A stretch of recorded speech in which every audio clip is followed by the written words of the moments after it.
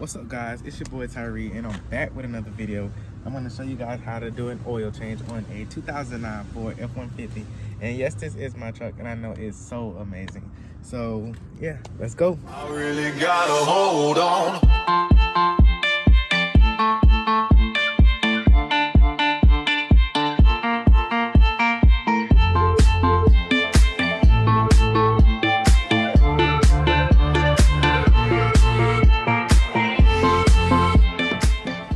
So first you want to start off with taking your oil filter off.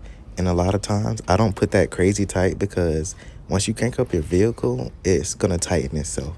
So a lot of times I just take it off with my hand, and I also tighten it back up with my hand as well. So as you get ready to take off your oil filter, you want to make sure you have some kind of bucket, some kind of oil pan, some kind of pan, anything in general just to catch the oil, because you don't want your oil to get all over the road, all over the ground, or the grass, because it just kills the earth. And who wants to kill the earth? Who wants to kill something that you live on? So let's make sure you have something safe where you can where you are able to dispose of this later. So as you can see, I have already loosened my oil filter. It was hard to record it because I was doing it on my phone, and I can't use both of my hands to loosen it and hold the phone. So yeah, I already loosened it, and I'm just twisting it off with my hand now. So once you take off your oil filter, you want to make sure you dump it out completely. And you also want to make sure you let the oil that comes from the top part of your motor, make sure you let it drain all the way just to a slow drip until it's completely stopped as well. So to take off the bolt at the bottom, I used a 5/8 socket, and you could also use something as like a 16-inch socket or a 17-inch socket. So once you find a socket or something that fits the bolt on the bottom of your oil pan, you want to use a ratchet to loosen the bolt. And once you loosen it to a certain point, you could go ahead and twist it off with your hand, but I obviously don't have it to that point, and you can clearly see me struggling to take a bolt off.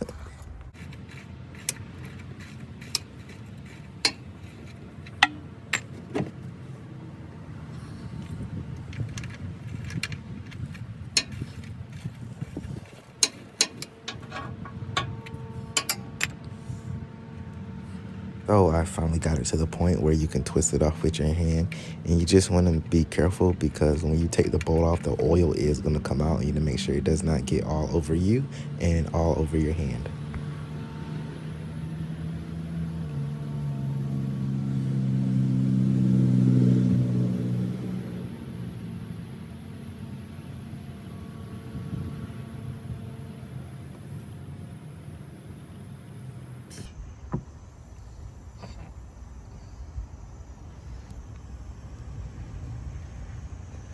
So you want to make sure you get all of the oil out of the oil pan and make sure it stops completely, or at least to a slow drip.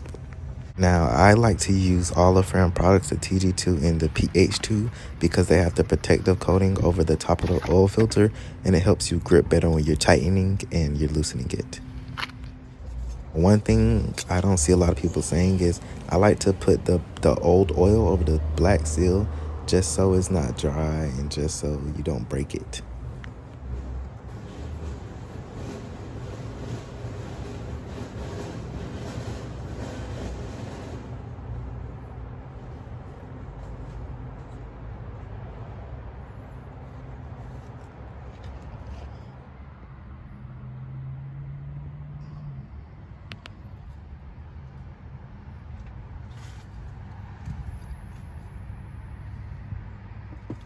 Now, as you put your oil filter back on, you want to make sure you put it on correctly and evenly, and you do not want to cross thread it because you don't want your oil leaking out. So a lot of times I like to twist it counterclockwise, which I like to twist it left just to make sure it's going flat, and then I'll twist it back to the right to make sure it's going on correctly.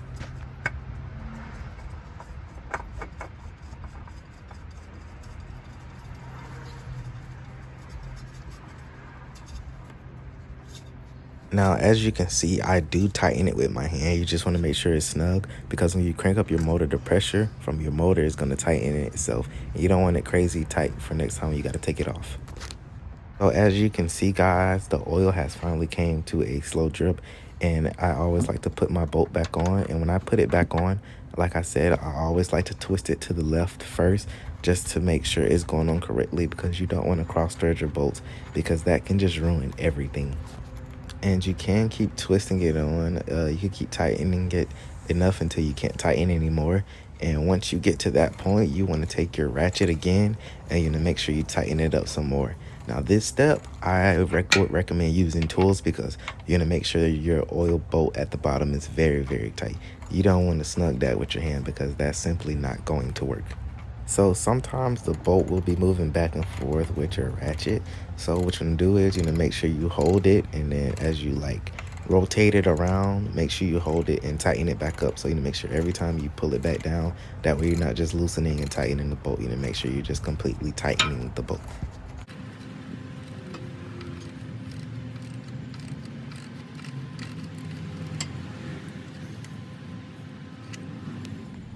When you're done tightening the bolt, you need to make sure there's no oil dripping out from the bottom. So now you are ready to add your oil. And sometimes the oil funnel can have a little dirt in it. So what I like to do is I like to get a glove and wipe it out. Or I also put a little bit of the new oil in it and just kind of rinse it out and move it around to make sure I get all of the dirt out completely.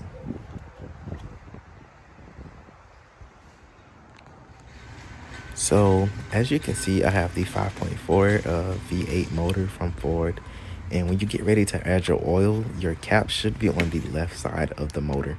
And the cap should state the kind of oil that your vehicle takes and needs. And mine is. So now you are ready to add your oil. You can place the funnel on the left side on top of the hole so you can place the oil in there correctly.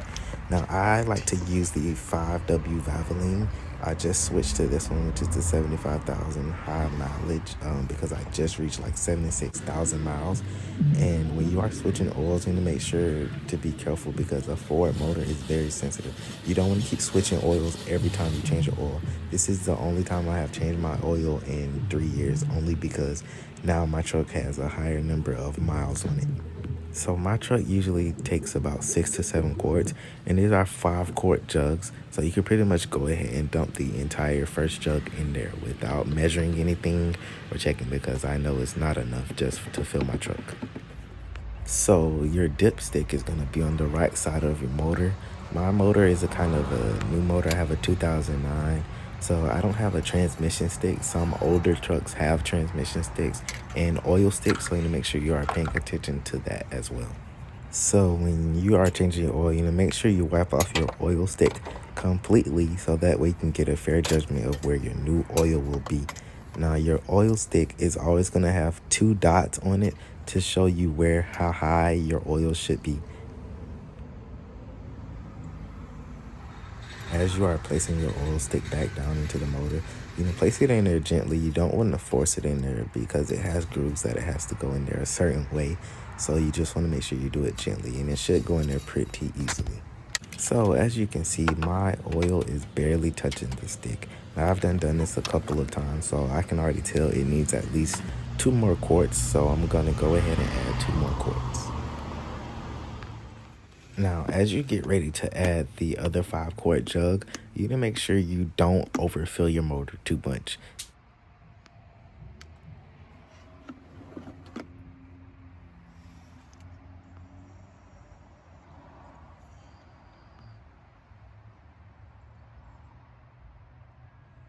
So I'm going to go ahead and add about 2 more quarts of oil, just because I know what it needs.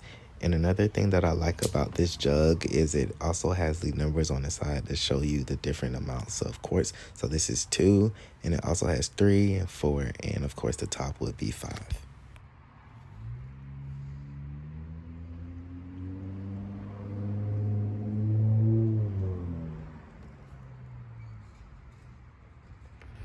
After you add a good amount of oil, you want to make sure you put the top back on your new oil, because the last thing you want to do is kick it over and waste the oil that you paid for.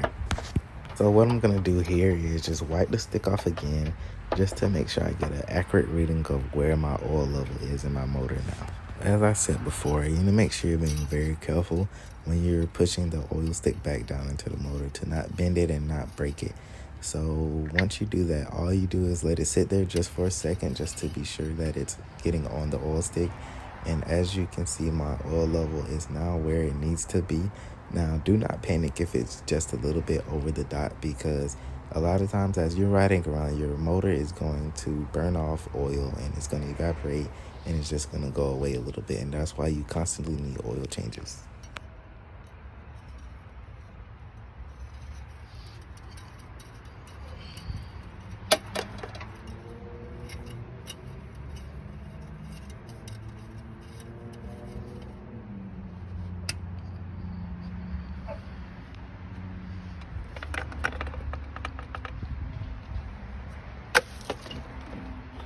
So another thing you're gonna do is make sure you put your oil cap back on, because one time I actually rolled around and I forgot to put the cap back on.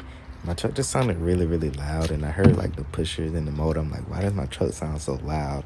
And I took a look at it because I thought, let me check my oil, make sure I'm not low on oil. And the cap wasn't even on it. I think I rode around Lord knows how long with the cap off. So I'm just glad that my oil did not go everywhere. And once you are done with your oil change, you can go ahead and crank up your vehicle and just let it run for a little bit, just let the everything kind of tighten itself and let it run. But once you crank up your vehicle, you're gonna take a look at the oil bolt and look at the oil filter and make sure the oil isn't just leaking over anywhere. So, alright guys, that concludes my video, and I will see you guys later. Thank you, bye bye. So alright guys, that concludes my YouTube video of how to do an oil change. If you like my video, make sure you like the button and make sure you subscribe to my channel. And thank you guys for watching. Until next time.